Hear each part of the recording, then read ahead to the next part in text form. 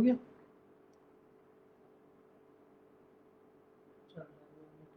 हम्म, ये हो गया। तो ये संभवतः इंटरनेट की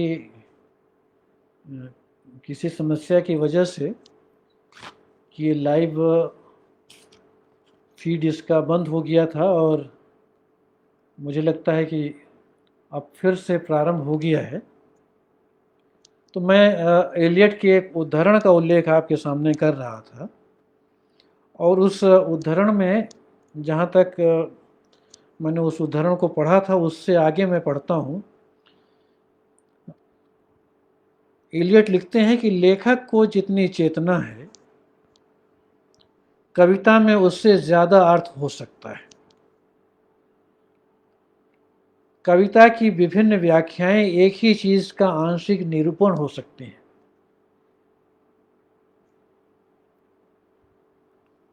अनेकार्थकता की वजह यह है कि सामान्य भाषा जितना संप्रेषित कर सकती है,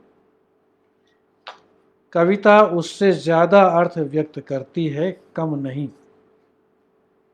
इसलिए गद्य की लय में जो कुछ व्यक्त किया जा सकता है, उसकी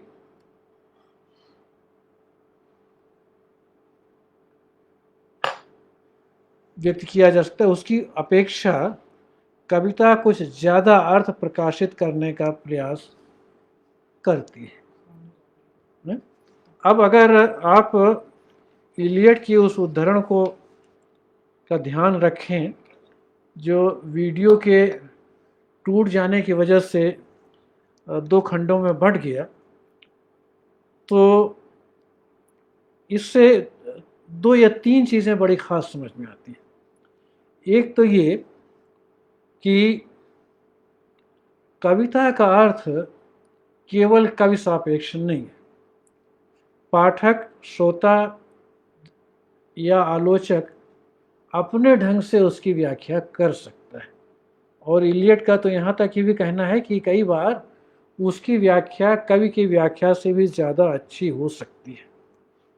दूसरी जो चीज़ इसमें ख़ास है और जिस पर हमारा ध्यान जाना चाहिए, वो ये है कि कविता में कई बार ऐसी बातें भी कवि कह जाता है या आ जाती हैं ऐसी बातें कविता में जिसके बारे में कवि स्वयं सचेत नहीं होता है। कवि भी नहीं जान रहा होता है कि उसने ऐसा क्या कह दिया जो उसके भी उतना समझ में नहीं आ रहा, जिसके बारे में वो स्वयं उतना सचेत या जागरूक नहीं है, लेकिन किसी पाठक या किसी आलोचक या किसी श्रोता को उसमें ऐसा अर्थ भी दिखाई पड़ सकता है जो कवि के सचेत चेतना का अंश न हो। अब ऐसा क्यों होता है? इलियट के अनुसार ऐसा इसलिए होता है क्योंकि एक ही चीज़ का हम कई बार आंशिक निरूपण करते हैं। उसके कुछ पक्षों पर हमारा ध्यान जाता है, लेकिन कुछ पक्ष ऐसे भी होते हैं जो हमारे ध्यान में नहीं आते हैं। तो अलग अलग दृष्टिकोण और परिप्रेक्ष्य मिलकर उसके विभिन्न पक्षों को पूरा करते हैं। और तीसरी जो चीज़ है वो ये है कि भाषा और काव्य भाषा एक ऐसी चीज़ है जिस पर किसी का नियंत्रण नहीं है, यहाँ तक कि कवि का भी नियंत्रण नहीं। कुछ बातें ऐसी हो सकती हैं जिसके बारे में उसको लगे कि वो उसके नियंत्रण में हैं, लेकिन ये भाषा का स्वभाव है कि भाषा में केवल वही अर्थ नहीं आता है, वही केवल बातें व्यंजित नहीं होती जो हम चाहते हैं। कई बार वो बातें भी आ जाती हैं उसमें जो हम नहीं चाहते हैं, और हम जो कहते हैं कोई ज़रूरी नहीं है कि सुनने वाला उसी अर्थ में उसको ग्रहण करे। हो सकता है कि वो दो पंक्तियों के बीच में छिपे हुए अर्थ को निकाल ले, या हम जो कहना चाहते हैं उसका ठीक उल्टा अर्थ उससे वो निकाल लें। तो ये कई संभावनाएं भाषा में रहती हैं, और यही नहीं, कई बार तो हम कहना चाहते हैं कुछ लेकिन निकल जाता है कुछ और। यानी जो समझ पहले थी यथार्थवाद के दौरान और उससे पहले स्वच्छंदतावाद के दौरान कि भाषा रचनाकार के अधीन होती है और भाषा से केवल वही व्यक्त होता है जो रचनाकार चाहता है कि व्यक्त हो, ये जो समझ थी वो समझ भी इलियट को लगता है कि सही नहीं है। भाषा का स्वभाव ऐसा है कि उसमें कुछ ऐसी बातें भी आ जाती हैं जो कवि या रचनाकार नहीं चाहता है। अब रघुवंश सहाय फिराक की एक पंक्ति है, एक या दो पंक्ति है, जिसका जिक्र मैं इस भाषा के इस चरित्र के विश्लेषण के प्रसंग में आपके सामने करना चाहता हूँ कि कैसे भाषा फिसलती है। हम चाहते हैं कुछ कहना और निकल जाता है कुछ और। तो फिराक लिखते हैं कि दिल से तो हर मामला करके चले थे साफ हम, कहने में उनके सामने बात बदल बदल गई। तो ये जो बात का बदल बदल जाना है, ये भाषा की फितरत। भाषा में केवल वही नहीं आता है जो कवि चाहता है, वो भी आ जाता है जो कवि नहीं चाहता है। तो किसी भी कविता में कुछ सरप्लस अर्थ भी होता है जो कवि की चेतना के नियंत्रण से बाहर होता है, ऐसा अर्थ भी उस भाषा में होता है।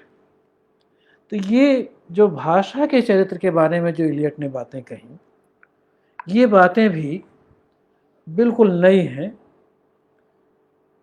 न तो यथार्थवाद के दौरान और न तो स्वच्छंदतावाद के दौरान भाषा के बारे में इस तरह से सोचा गया था।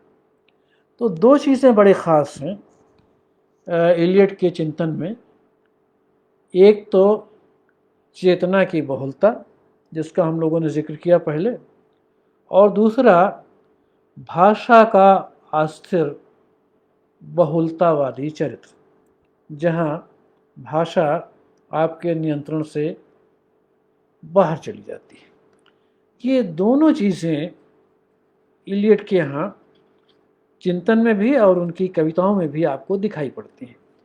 तो इन दो सूत्रों को अगर हम ध्यान में रखें, यानी चेतना के बारे में ये जो नई सोच है वो, और भाषा के बारे में जो ये नई सोच जो इलियट के यहाँ आती है, आधुनिकतावाद के साथ आती है वो, तो हम फिर इलियट के चिंतन को और आधुनिकतावादी साहित्य को और आधुनिकतावादी साहित्य में काव्य की जो परिकल्पना है और उसका पाठक या श्रोता से जो संबंध है, उसके बारे में चीज़ों को ज़्यादा बेहतर ढंग से समझ सकते हैं। हम लोग जानते हैं कि इलियट का बहुत गहरा संबंध एज़रा पाउंड से था। एज़रा पाउंड इलियट के बड़े घनिष्ठ मित्र थे, और यही नहीं, वेस्टलैंड जिस ढंग से इलियट ने लिखी थी वो उसी रूप में नहीं प्रकाशित हुई। जो प्रकाशित रूप है वो एज़रा पाउंड के द्वारा संपादित रूप है। यानी इलियट ने इस कविता को एज़रा पाउंड को दिया और उन्होंने उसे संपादित किया। बहुत सारे अंश जो इलियट के द्वारा लिखे गए थे उनको एज़रा पाउंड ने छांटकर अलग कर दिया। यद्यपि वो रूप भी आज उपलब्ध है, लेकिन वो हमारी चर्चा का आज विषय नहीं है। हमारी चर्चा का विषय ये है कि इलियट की तरह ही, क्योंकि एज़रा पाउंड और इलियट बहुत घनिष्ठ मित्र थे, इसलिए बहुत सारे विचार इलियट के और एज़रा पाउंड के मिलते जुलते हैं। दोनों का एक दूसरे पर बहुत गहरा प्रभाव है। हम लोग चर्चा करते आए हैं कि स्वच्छंदतावाद के इलियट विरोधी थे, उसको वो नहीं पसंद करते थे। इज़रा पाउंड भी स्वच्छंदतावाद के विरोधी थे और स्वच्छंदतावाद उनको भी पसंद नहीं था। और इज़रा पाउंड ने इस पर लिखा है, वो उद्धरण मेरे पास संयोग से इस समय अंग्रेज़ी में है, इसलिए मैं अंग्रेज़ी में ही आपके सामने पढ़ देता हूँ। छोटा सा 2 वाक्यों का उद्धरण है। इज़रा पाउंड लिखते हैं कि we are, I think, getting rid of glorification of energetic stupidity. The art of stupid, by the stupid, for the stupid is not all sufficient. कि ये जो मूर्खों के द्वारा मूर्खों के लिए जो ये कला है, जिसमें ऊर्जा का महिमा मंडन किया गया है, वो पर्याप्त नहीं है। हमें इसको बदलना होगा। अब ये मूर्खों के द्वारा मूर्खों के लिए, ये लोकतंत्र वाली जो परिभाषा है उसी के वजन पर गढ़ी गई ये परिभाषा है, और इज़रा पाउंड इसको स्वच्छंदतावादी कविता के लिए लागू करते हैं कि मूर्खों के द्वारा लिखी गई, मूर्खों के लिए ये कविता है और ये पर्याप्त नहीं है, हमें इसे बदलना होगा। और इज़रा पाउंड की जो प्रस्तावना है स्वच्छंदतावाद के बारे में, आप अनुमान कर सकते हैं कि इसके साथ इलियट की भी सहमति है।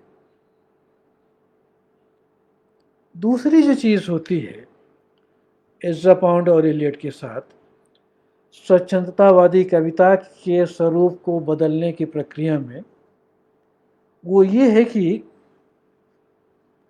वो एक ऐसी कविता की कल्पना करते हैं जिसके लिए पाठक उस तरह से आवश्यक नहीं।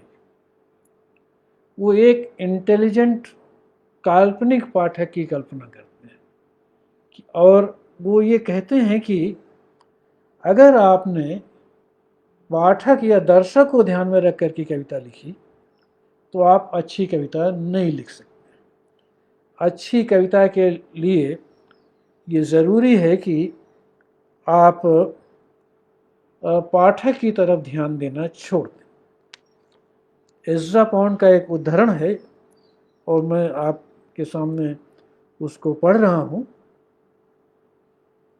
जिसका अर्थ ये है कि उसका हिंदी अनुवाद मैं आपके सामने पढ़ रहा हूँ कि कोई भी कला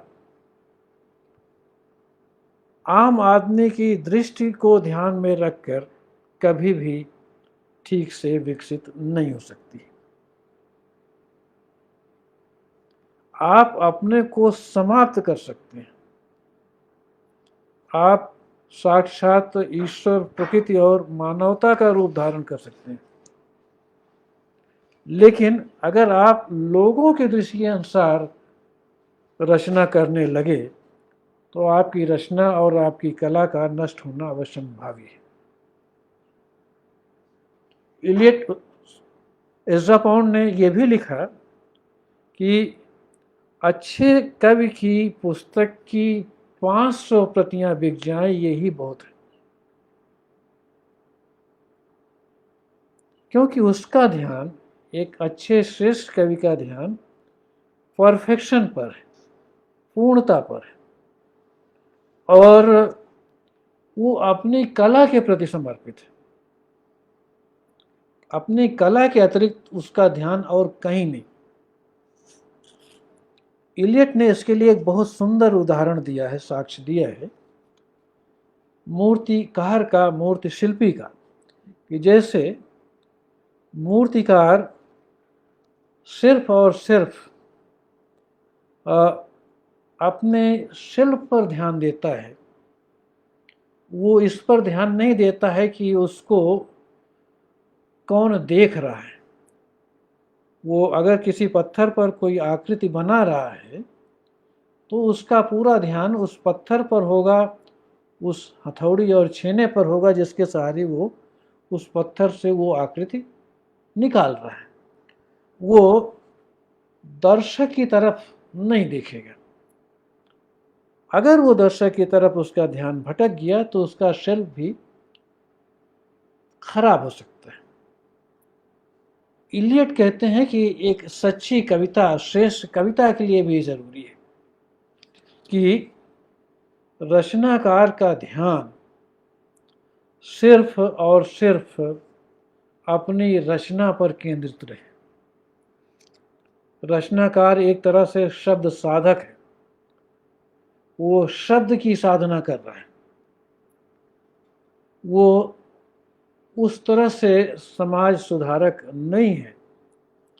समाज में बदलाव लाने का और रचना का एक नैतिक संदेश होने का जो प्रश्न है, उसका उत्तर आधुनिकतावादी रचनाकार इलियट दूसरे ढंग से देते हैं। उसकी चर्चा हम लोग थोड़ी देर में करेंगे, लेकिन मुख्य चीज़ ये कि इलियट के अनुसार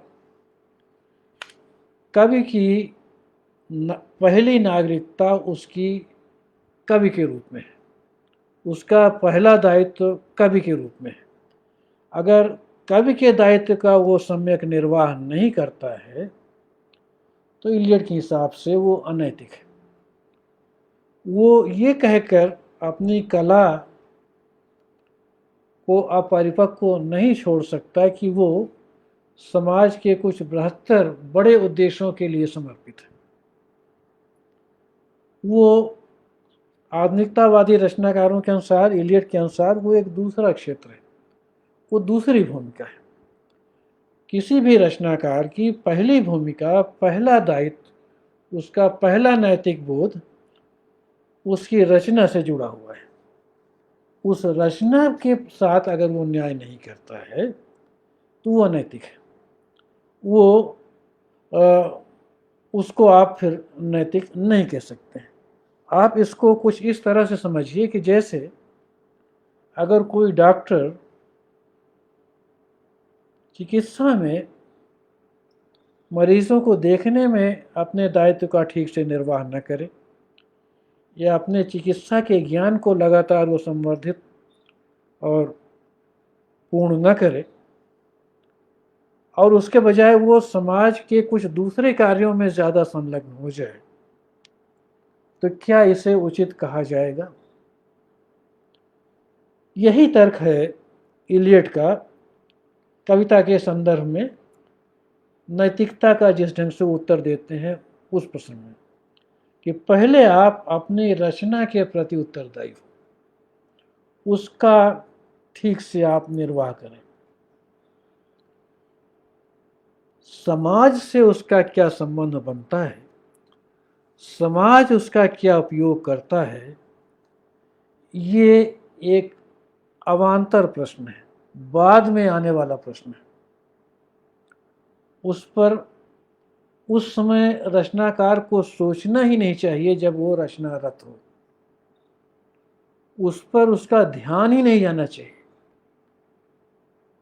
उसकी अगर आंखें खुल गईं और उसने